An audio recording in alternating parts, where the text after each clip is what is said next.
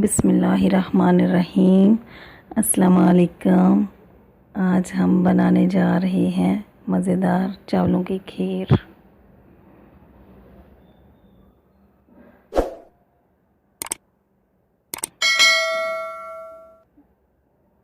नाज़रीन, सबसे पहले मैंने 3 लीटर दूध लिया। दूध को गर्म कर उबलने के लिए रखा। फिर उसके बाद चावल 1 घंटा भिगो दिए थे और उसका पानी खुशक करके हाथों से मैंने इसको मैश कर लिया। अब दूध उबल रहा है। जब दूध उबल जाए, देखो दूध उबल रहा है। दूध को अच्छी तरह पकाएं, मतलब इसको इतना पकाएं कि 2.5 लीटर रह जाए, गाढ़ा होने तक पकाएं। अब दूध उबल चुका है। अब हम इसमें डालते हैं मैश किए हुए चावल।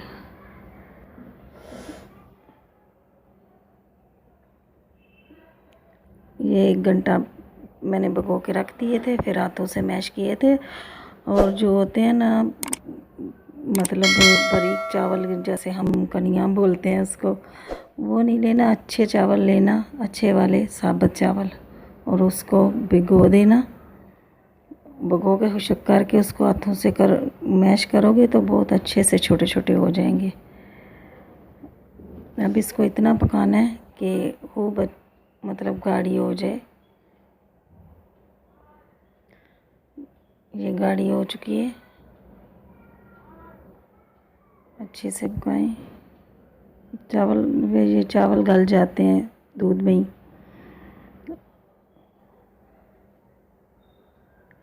ये गाढ़ी हो चुकी है।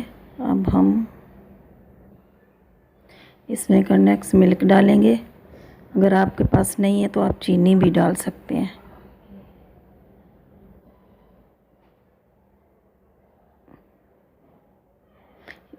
हाँ, ये 1 डब्बी डाल दें और फिर बाद में चीनी की ज़रूरत नहीं पड़ती।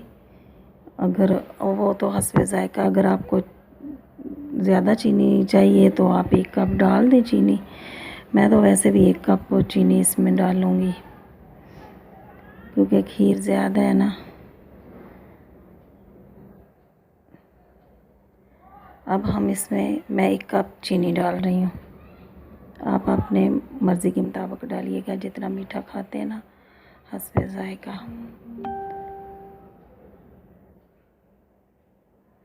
इसको हिलाएं और पकाएं और थोड़ी आंच हल्की कर देना। अब हम इसमें खोपरा, कटा हुआ खोपरा और किशमिश मैंने 2 के रखी हुई थी, ये डालते हैं।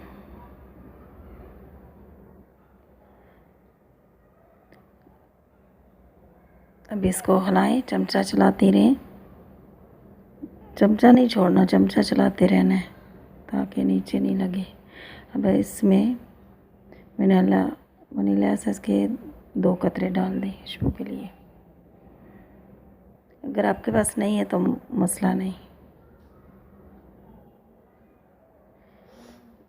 ये चावलों की खीर बहुत लजीज और मज़ेदार बनती है। चमचा चलाती रहें। देखो अब तैयार हो गई हमारी खीर, बिल्कुल तैयार है। अब हम इसको सर्व करते हैं। इसमें मैंने डाल ली। नाज़रीन, आप भी बनाना और फिर मुझे बताना। और आपसे गुजारिश है कि मेरे चैनल को सब्सक्राइब करें ताकि मेरी हर आने वाली नई वीडियो आप देख सकें। अल्लाह हाफ़िज़। दुआओं में याद रखना।